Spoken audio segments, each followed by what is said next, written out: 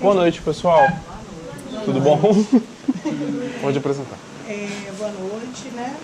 Primeiramente, boas-vindas a todos, né? Agradecer a presença do Fausto, que aceitou o convite de estar participando da Quarta Poética aqui na Telma, que é um projeto que a gente tem. Se não me engano, acho que essa é a 17ª, né? Não sei. Não, acho que é a 17ª. Então, seja bem-vindo, Fausto. Muito obrigado. Tá? A Quarta Poética é um projeto que acontece toda segunda quarta-feira do mês, né? Esse mês de setembro, além da Quarta Poética, a gente já teve aí a conversa literária com as meninas do Bom de Prosa, o Marcel também já esteve aqui, e a gente ainda vai ter um sarau, o Sarau da Barão vai estar aqui no dia 22, e no dia 20 a gente vai fazer o lançamento da nova coleção de coisas de Ruth.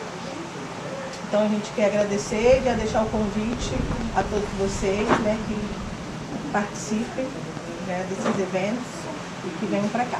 E dizer que a Telma também continua de portas abertas, então qualquer projeto que vocês acham que cabam aqui para esse espaço, que a gente quer transformar ele num espaço, né, que vai além de comércio, né, que seja um espaço de reflexão, de leitura e de acolhimento. Então agora eu passo a palavra para o Fausto e mais uma vez agradeço. Muito obrigado. Mais uma coisinha. O livro será vendido a R$20, a cartão e pay o dinheiro. Tá bom? Bem, obrigado. Esse é de vocês. Pode ficar com ele. Boa noite, pessoal. Tudo bem? Antes de eu começar a conversar e falar, eu gostaria que vocês falassem o nome de vocês. Bem breve. Eu não vou gravar todo mundo de uma vez, mas eu quero dar uma conhecida em quem está por aqui. Ana Lúcia. Ana Lúcia. Adriele. Del. Ângela. Abraão. Marlúcia. Marlúcia. Davi.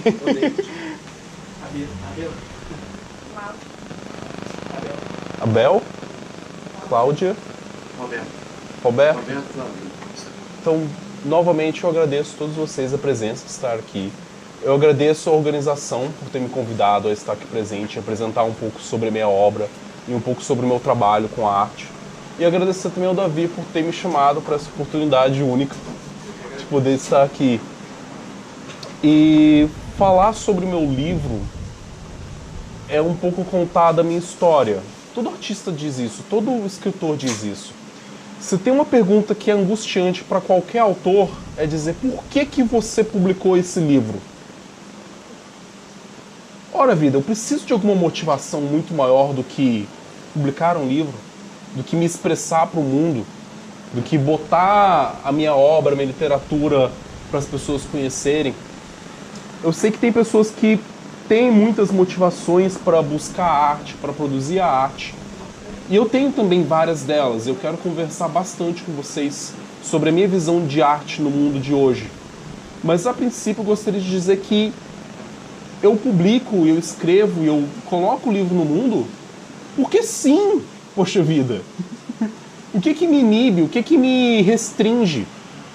E esse cara não quer ficar no lugar dele. É o vento, eu sei.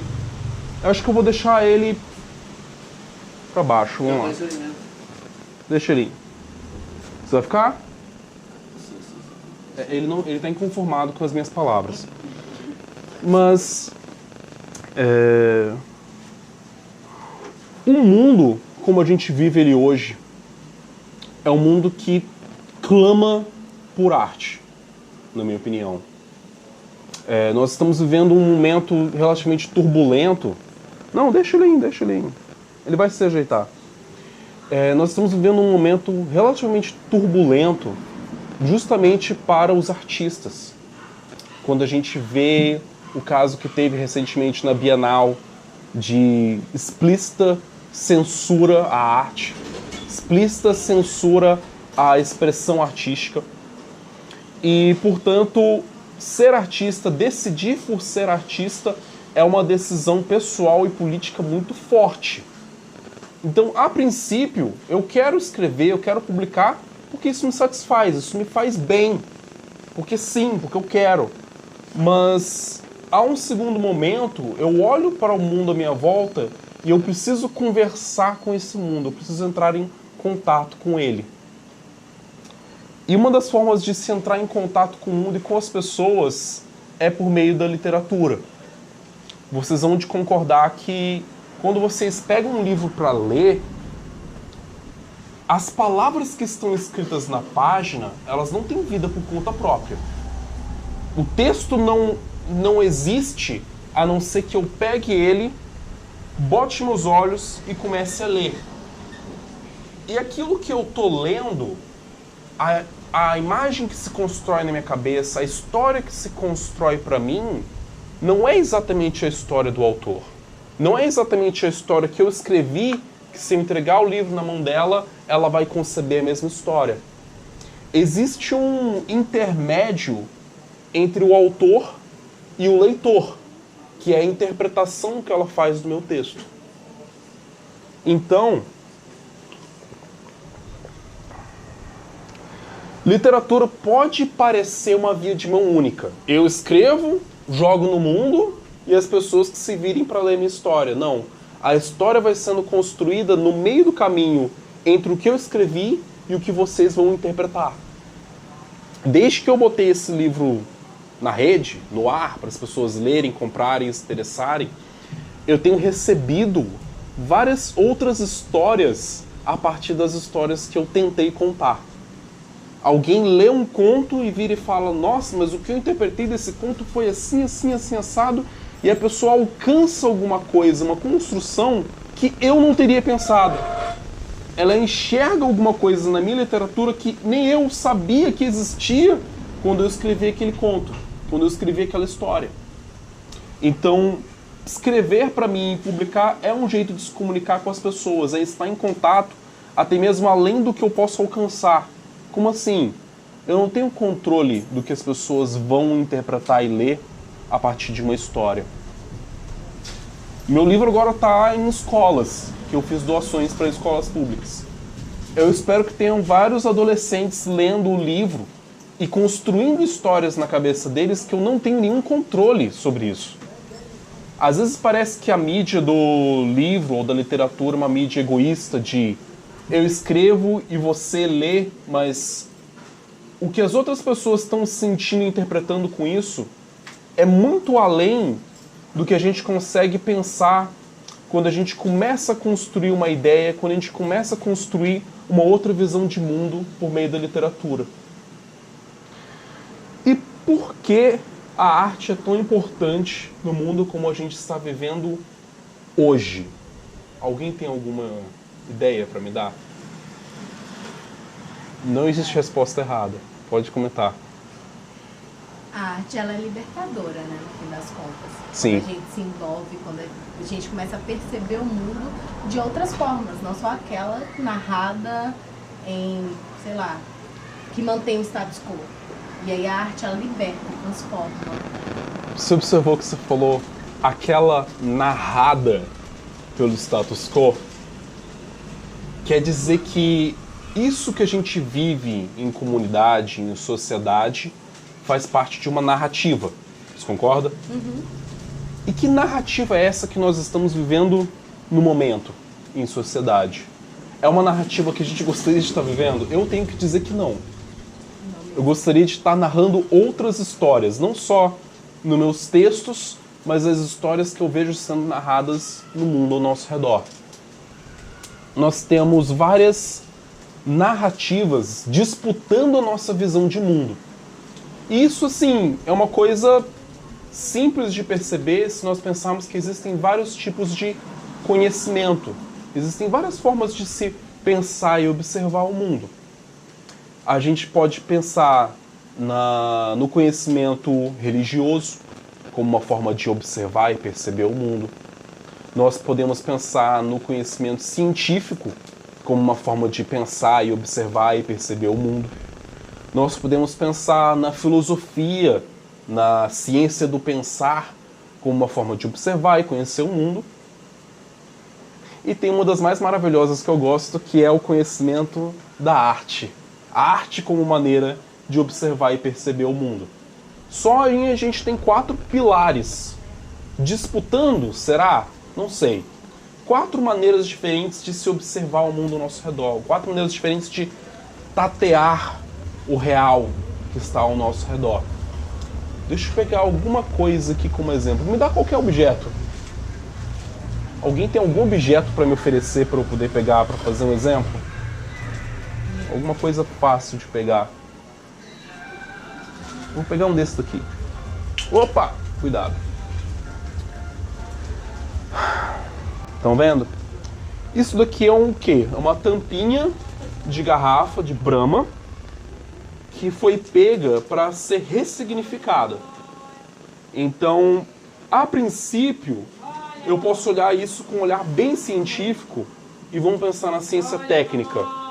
Eu posso olhar para o material do qual isso daqui é feito. Olha, pamonha. Pamonha, alguém? Essa latinha, essa tampa de lata... Não, tampa de lata? Nossa, me perdi até com a pamonha ali. É, de garrafa. Pamonha ali viajou na minha cabeça. Essa tampa de garrafa, eu posso pensar no tipo de material que ela é feita. Eu sei que ela está pregada em alguma coisa de metal, então eu sei que tem um ímã dentro dela. E esse ímã, ele depende de ter uma indução magnética que faça ele conseguir se atrair ou repelir com outros ímãs e, portanto, se pregar ao metal. Daí tem esse papel e eu tenho pigmento de tinta impresso no papel. Tem alguma coisa escrita aqui? Vida. Pô, não tá. Pode ler. A vida melhora com a música. Olha só, a vida melhora com a música. É, mas a ciência não necessariamente vê isso. Não tem nenhuma palavra aqui que tenha pigmento de tinta. Quem está vendo a palavra somos nós. Quem está vendo a palavra é ele. Se eu parar para dizer o seguinte, esse cartaz, o que vocês veem nesse cartaz? Não existe resposta errada, pode falar. Tô vendo um borrão aqui. Um borrão? É, pô. Com o que parece esse borrão? É um cérebro. É uma? Elas... Mas buscando algumas coisas. E a contagem aí são os dedos. Ah, o título traduz alguma coisa, é o padrão dos dedos. Aí você vê a árvore e parece que tem umas mãos saindo. Assim, cientificamente não tem nada disso aqui. Cientificamente é só pigmento de tinta colado. Você olha primeiro a impressão e fala, tá bom. Quem constrói a árvore somos nós. Quando a gente olha para esse banner. Assim como quem constrói as palavras somos nós. Mas eu posso lançar um outro olhar sobre esse pequeno objeto singelo. Eu posso olhar por meio do olhar da economia e pensar em talvez uma solução diferente para se poder ressignificar materiais e utilizar de um modo inteligente para girar a economia. Olha só, ele pegou uma coisa que era uma latinha, reutilizou, reciclou e criou um imã de geladeira que ele pode vender ao preço dele. Então, um olhar diferente sobre o mesmo objeto traduz um sentido diferente. Para outra pessoa, isso é simplesmente arte. É uma forma de arte. Pegar uma coisa, transformar a outra, ressignificar ela e ainda colocar uma frase bonita junto. A vida melhora com música. Então, vários olhares diferentes sobre a mesma coisa vão me comunicar ideias diferentes. Mas todas as ideias vão me levar aonde eu quero? Todas as narrativas vão me levar ao tipo de narrativa pessoal que eu quero seguir? Não? Tudo bem. Eu vou comentar uma coisa. Quando eu pedi para todos vocês disserem o nome de vocês, por aquele instante, vocês estiveram centrados na sua própria narrativa. Aquela que significa a sua pessoa no mundo, o seu nome. Nós tendemos a organizar a nossa narrativa pessoal a partir do nosso nome. Meu nome é Fausto Ramos. Sempre que alguém grita Fausto Ramos na rua, eu sei a quem ele está se referindo. Está se referindo a mim. E a narrativa que eu construo para mim no mundo tem muita relação, íntima relação, com as narrativas que eu consumo. Eis porque, de novo, publicar um livro. Eu quero compartilhar com as outras pessoas sentimentos, ideias, narrativas que eu criei para que as pessoas ressignifiquem as próprias narrativas, assim como foi ressignificado essa tampinha de garrafa de Brahma. Brincadeira. Oh! Eu consigo viajar bastante. Quanto tempo a gente... Oi? O presidente nosso. Nosso presidente foi uma latinha? Foi praticamente isso. Virou presidente. Assim, já que você entrou nesse mérito, eu não tenho problema de ir lá. Vocês têm? Não. Alguém tem alguma restrição com comentar sobre isso? Jamais. Show de bola. Falando-se em narrativas, tem algumas pessoas que sabem manipular essas narrativas coletivas muito bem. Eles manipulam essas narrativas coletivas de modo a criar várias, vamos dizer, realidades paralelas com a nossa realidade que a gente convenciona. Eu não vou dizer que existe uma realidade paralela, uma abstrata e uma concreta. Eu vou dizer que existe uma realidade consensual, que todo mundo que tem um tico e teco na cabeça concorda. Tipo assim, isso daqui é o real, né? Ok, concordo com você. Você concorda que essa mesa tem um pano vermelho nela? Sim. Se ela diz que sim, ela concorda com a minha visão de realidade. Mas daí algumas pessoas começaram a se nutrir de narrativas que faziam ela sair da realidade. A tal grau que elas olhavam para essa outra narrativa e começavam a pautar tudo que estava à volta delas. Vamos dizer que eu decida inventar que essa mesa não é vermelha, ela na verdade é azul. Como é que eu faço para tentar convencer outra pessoa de que essa mesa é azul? Uma pessoa em sanidade, em boas competências mentais, aceitaria que isso daqui é azul? Talvez se a pessoa for, como é que fala? Daltônica. Ela pode talvez confundir uma cor com a outra. Tudo bem. Mas se ela tem todos os bastonetes certinhos no olho, ela vai bater e olhar que é vermelha. Mas existem artifícios muito perigosos de se usar. Del, você tem emprego? Sim. Você tem um emprego? Ele é fixo? Não. Não? Pois é. Assim, e se eu te disser que tem uma conspiração de pessoas que elas querem que você tenha mais insegurança no seu emprego? Eu acho que são pessoas que talvez poderiam fazer medidas para o nosso mundo, para o nosso coletivo, que te tirariam o seu emprego. E essas pessoas, elas estão tentando te convencer de que essa mesa aqui é vermelha. Você vai aceitar isso? Você vai deixar que eles tirem o seu emprego? Não? Você vai continuar dizendo que essa mesa é vermelha? Vai? Então você está se arriscando. Você não sabe o perigo que essas pessoas são. Elas têm um complô formado, elas estão no poder, cara. Elas estão no poder. E elas vão tirar tudo de você, inclusive o vermelho dessa mesa. Porque a nossa mesa, ela não é vermelha. A nossa mesa é azul.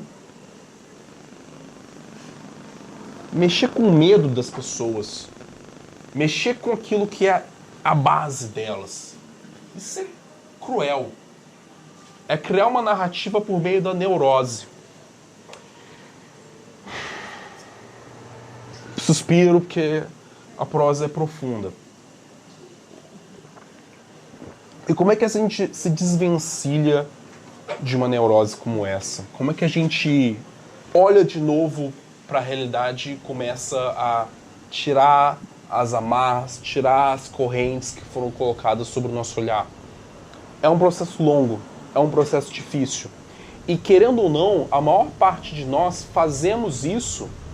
Sim, a gente pode ir a um terapeuta, a gente pode conversar com um amigo, mas se existe uma coisa que, desde que quando nós somos crianças, e principalmente quando nós somos crianças, é significativo nessa construção da narrativa pessoal, são as histórias que nós consumimos e principalmente as histórias de ficção. Pensa o que foi, por exemplo, a série de livros do Harry Potter para uma geração inteira de crianças. Pensa o que foram os filmes do Star Wars para uma geração inteira da década de 70. Ver um herói, ver uma pessoa, mesmo que aquilo pareça totalmente fora do nosso mundo, pareça simplesmente uma fantasia louca sem sentido, a gente se envolve com isso. E a gente não se envolve com isso só quando a gente é criança. A gente continua consumindo narrativa, a gente continua consumindo arte ao longo de toda a nossa vida e a gente continua se envolvendo com aquilo. Pode parecer bobo, pode parecer... Mas nunca que isso acontecer no mundo real. Mas de algum jeito a gente se coloca na posição daqueles personagens e ao ver aquele personagem passando por aquela jornada, a gente passa por aquela jornada junto com eles. E ao passar por essa jornada, a gente tem a possibilidade de modificar muitas coisas sobre o que a gente acredita ser possível ou não no mundo. Eis um dos grandes papéis da arte, na minha opinião. Não é dizer para os outros qual que tem que ser a realidade, mas é de questionar aquilo que a gente pensa que pode ser o real e dar asas para a nossa imaginação. Eis porque, quando eu decidi ser um escritor, eu estou escrevendo livros e histórias e contos de ficção fantástica.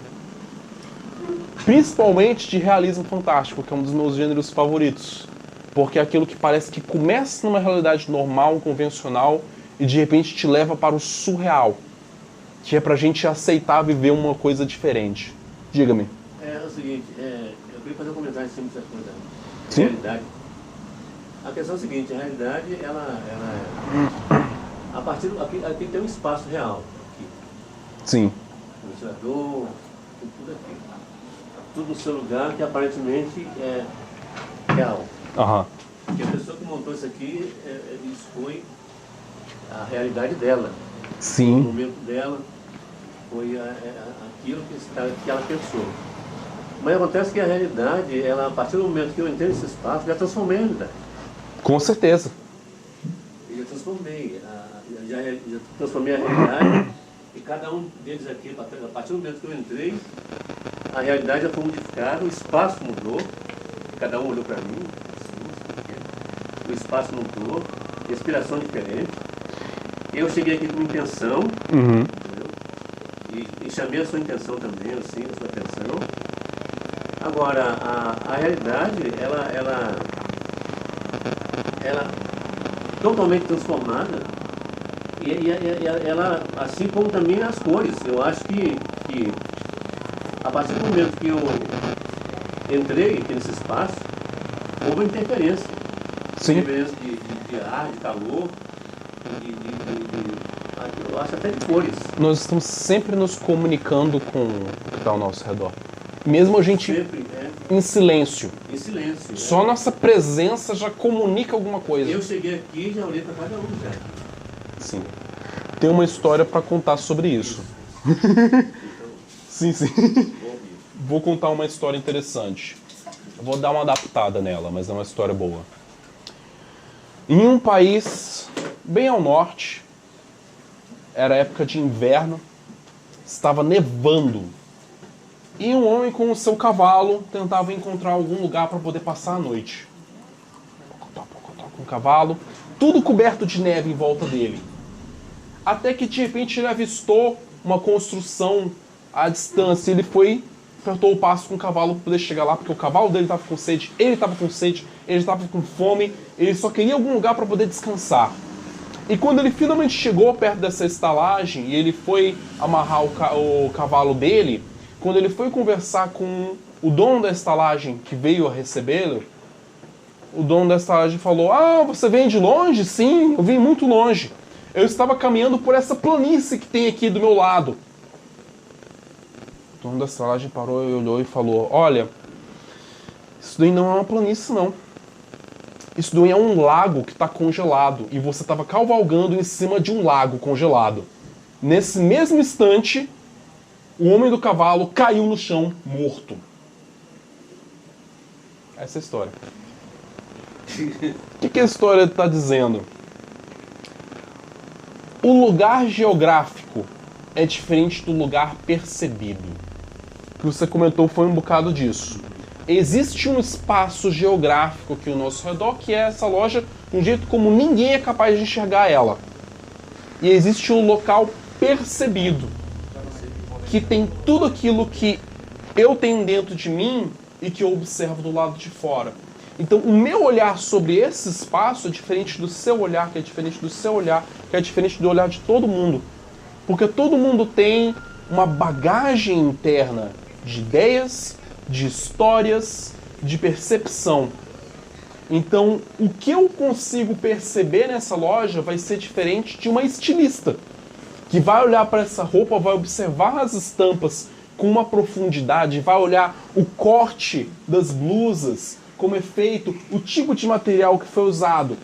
Toda uma bagagem de conhecimento a respeito da qual eu sou totalmente ignorante. Não conheço de nada disso. Então eu não vou observar. É um monte de camisa bonita, colorida. Talvez eu me interessaria em comprar alguma.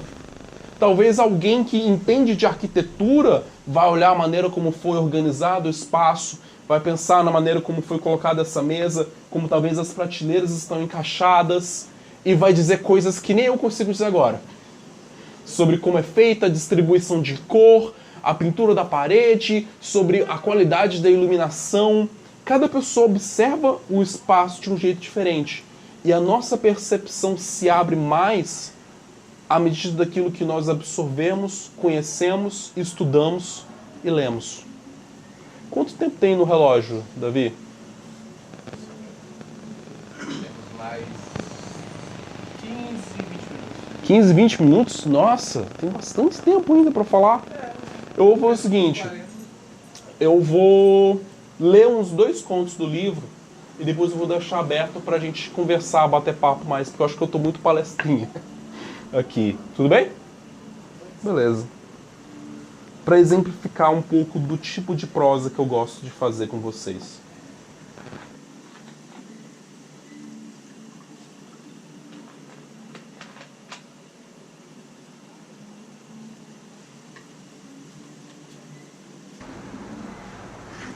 Vou pegar o primeiro conto do livro. Peso.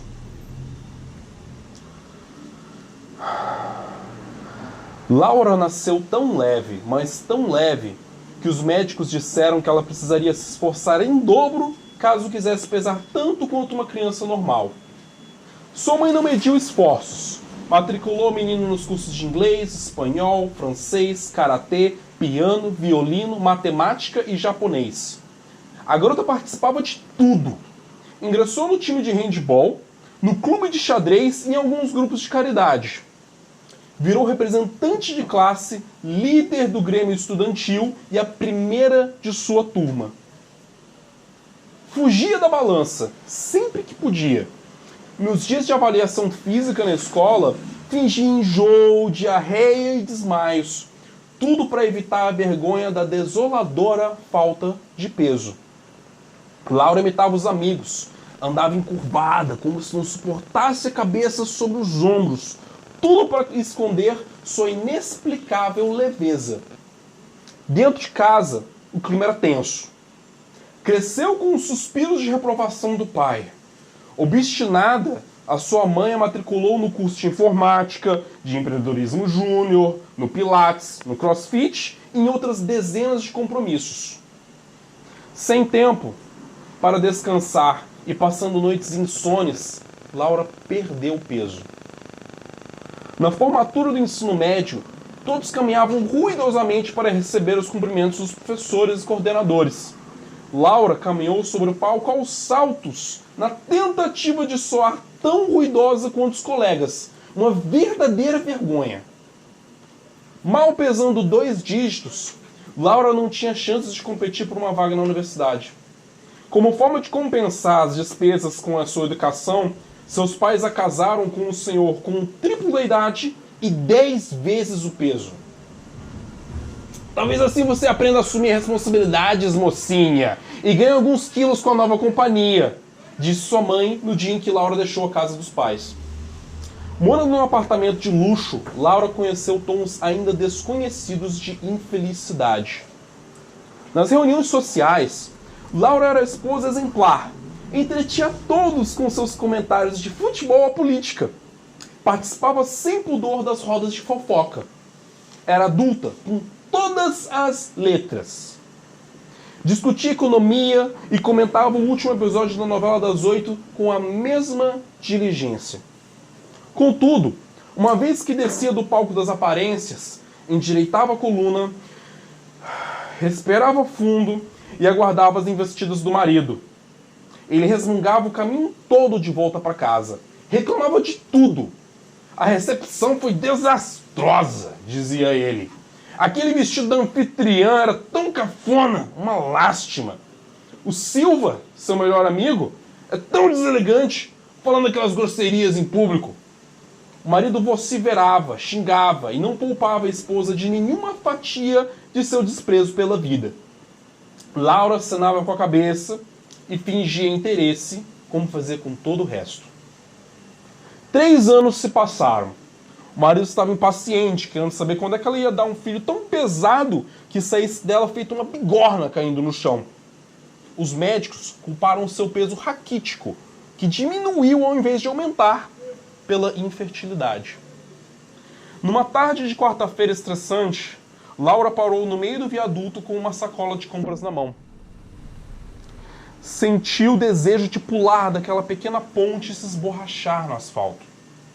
Qualquer coisa valia a pena para se livrar daquela existência atormentada de culpa, de rejeição e daquela leveza incompatível com tanto sofrimento. Laura sentou no parapeito, suspirou fundo enquanto observava os carros passando lá embaixo. Inclinou para frente e saltou. O vento assoprou para o alto e fez-a girar em espiral, feito uma folha que dança ao sabor de um redemoinho. A moça plainou sobre a cidade, passando. Pássaros cruzavam seu caminho em diagonal. Não pôde controlar o seu voo. Viu o topo de prédios nos quais nunca pôde entrar. Viu as ruas com artérias abertas na mesa de operação. Viu a cidade em formato de coração, pulsando nos olhos marejados de Laura. Sua sombra engolia carros, transeuntes, crianças e semáforos. Lá de baixo, as pessoas pensavam que aquilo no alto era apenas uma nuvem pesada. Não podiam olhar para cima para verificar, pois estavam encurvados sobre o peso de suas próprias dores, angústias e inseguranças.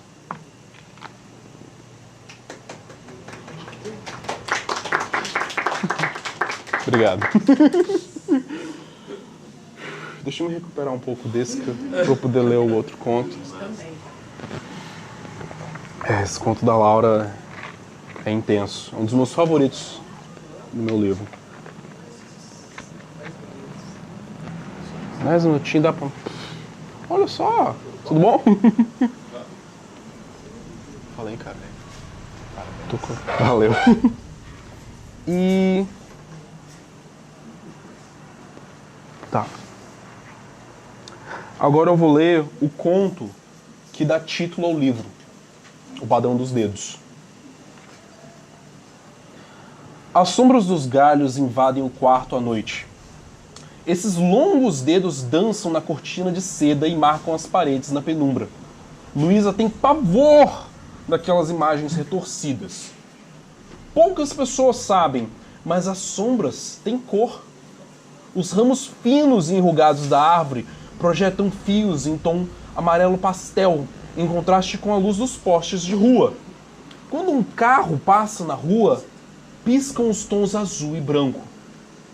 Os galhos desenham um padrão quebrado, incompleto.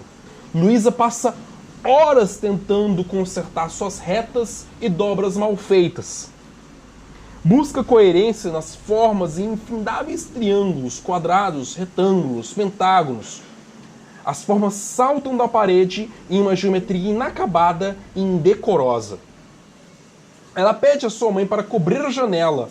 Um forro preto, uma cartolina, sei lá, qualquer coisa serviria. Isso vai atrapalhar a circulação de ar, sua mãe explica. Luísa preferiria cozinhar de calor a ver aqueles galhos invadindo seu quarto. É final de outono e todas as folhas caíram, expondo o esqueleto da árvore. Luísa deita de lado, virada para outra parede. Não adianta.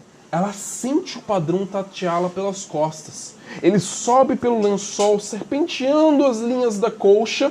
Ela sente as mãos geladas em seu ombro, um arrepio gelando sua espinha. Ele está me olhando. Ela vira bruscamente para o fundo do quarto. O vento silva. A árvore chacoalha e acena na parede. Ela ensaia uma lágrima, mas logo limpa os olhos. Não pode mostrar fraqueza. O que você quer de mim, hein?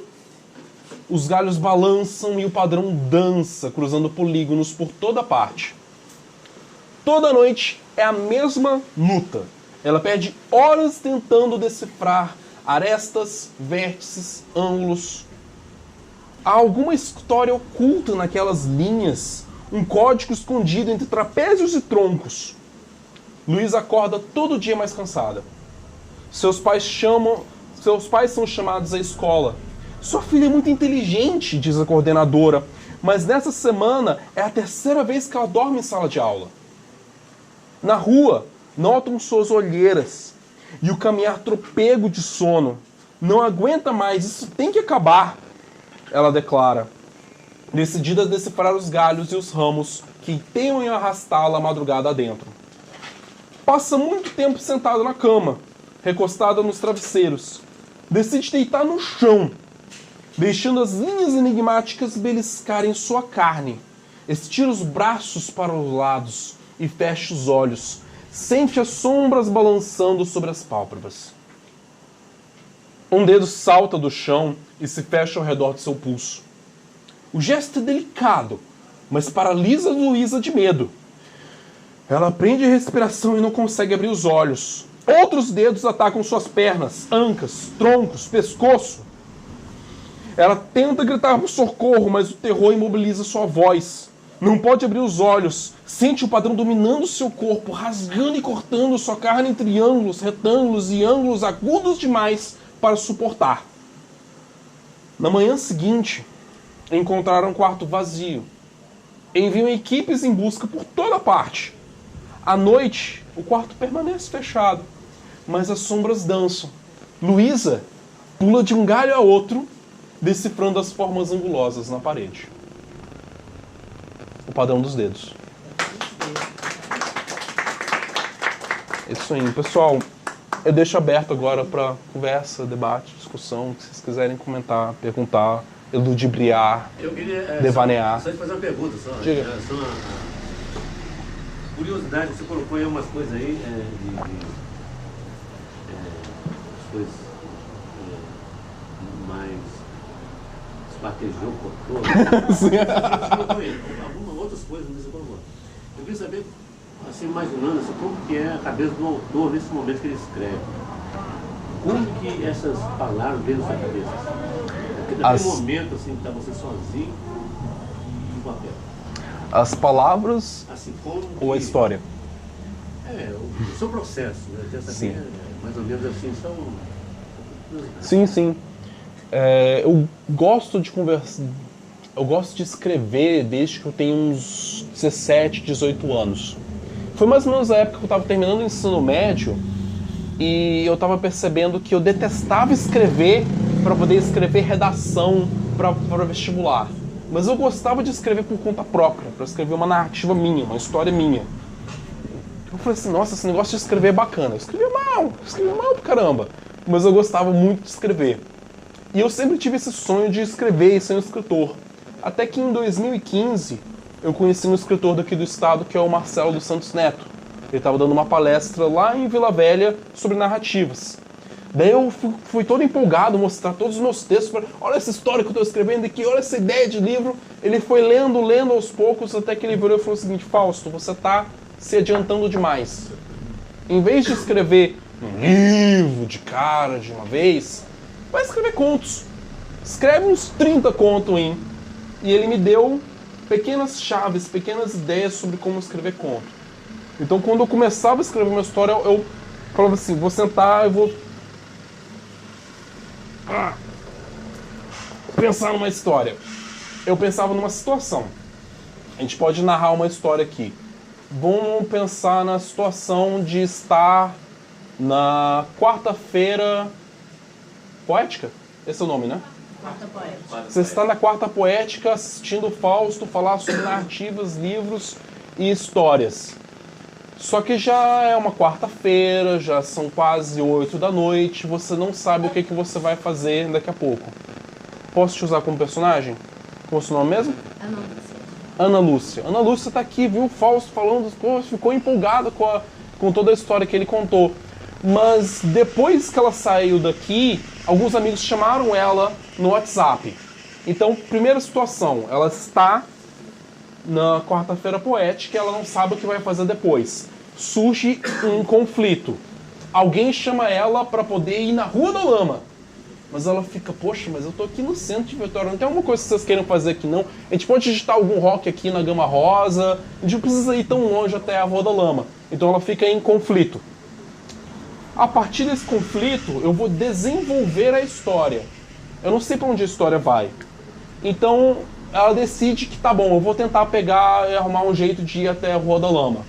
Então ela decide ir até a beira-mar e vai esperar algum ônibus chegar.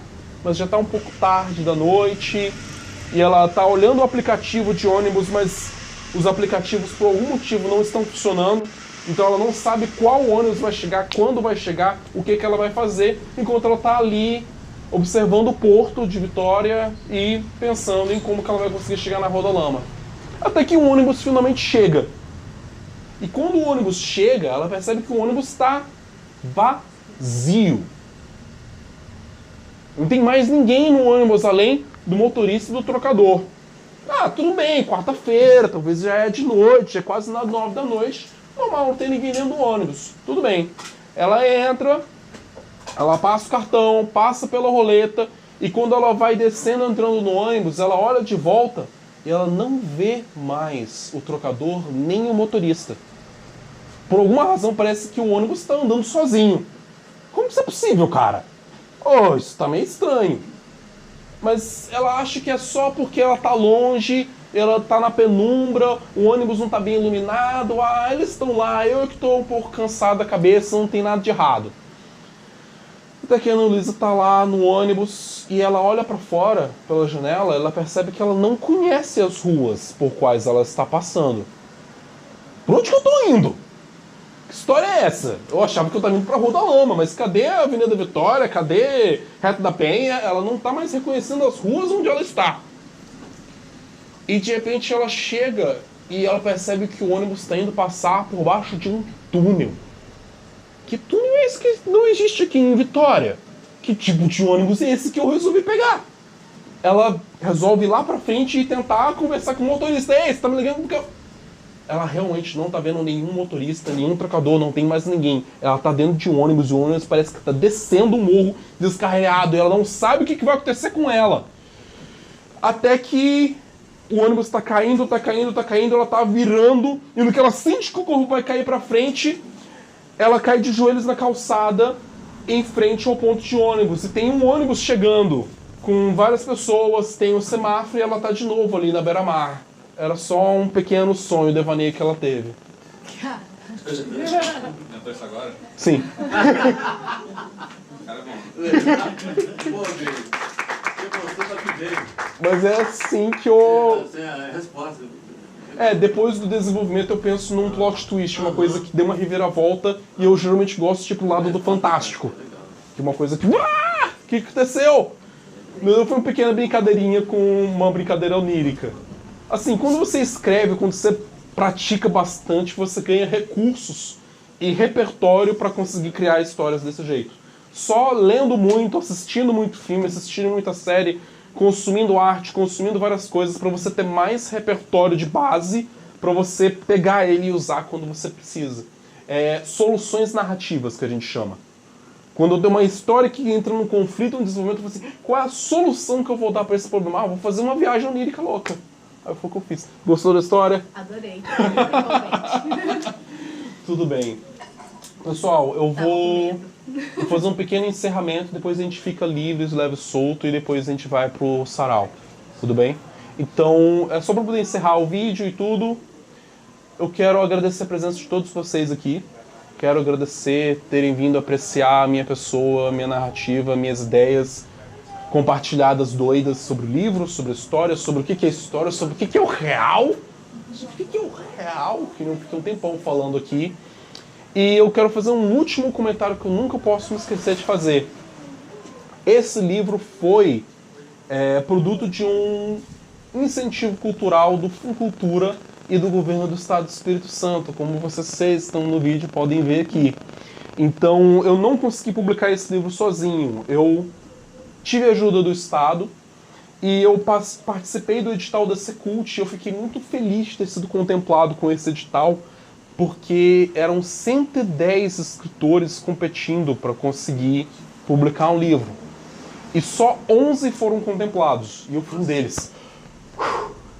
Que felicidade. E eu fui um dos que eram estreantes, que tinham 6 vagas. Dos 110, eu não tenho nem ideia de quantos são os estreantes.